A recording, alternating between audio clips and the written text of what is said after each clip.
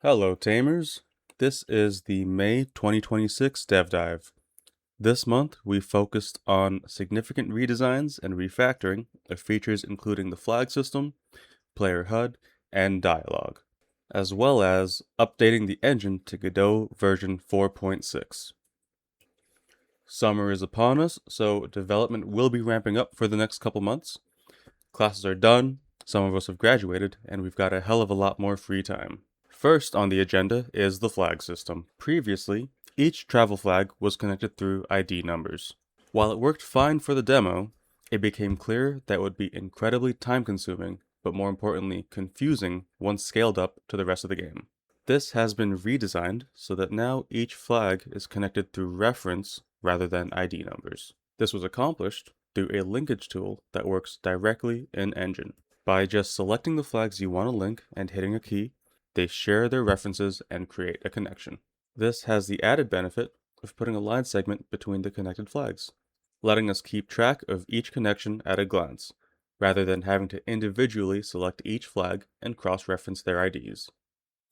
Now, we've also updated the player HUD based on feedback from our public summer demo. The biggest critique was the lack of access to basic information about current time and location.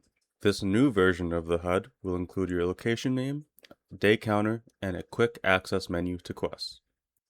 We're still working on the updated assets for the HUD, as well as making it fit our current UI aesthetic. We're trying to shift away from the geometric shapes of the previous version and get closer to a more journal-like look.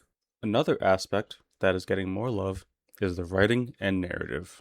Going forward, we want to expand on certain narrative elements and make them more impactful to the story at large. In one of our meetings, we came to the realization that we have a massive world on our hands, but nothing that we've shown thus far has really exhibited that.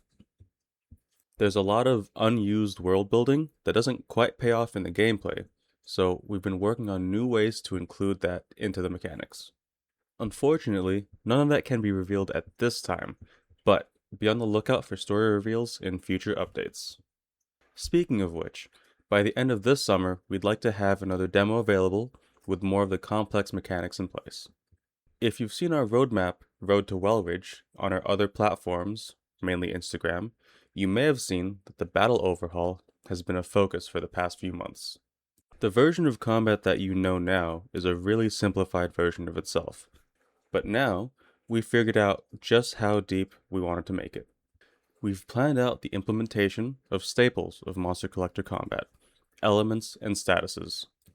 But we wanted to go a step further with combos, similar to Genshin Impact or Warframe if you've played those games. Again, we can't go into full detail, but we think you'll find it incredibly satisfying to play with. Another thing to look forward to is improvements made to the quest structure.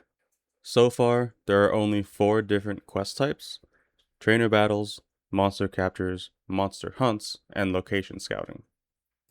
We've been discussing adding more in-depth quests, focusing on non-combat mechanics, specifically story-driven quests.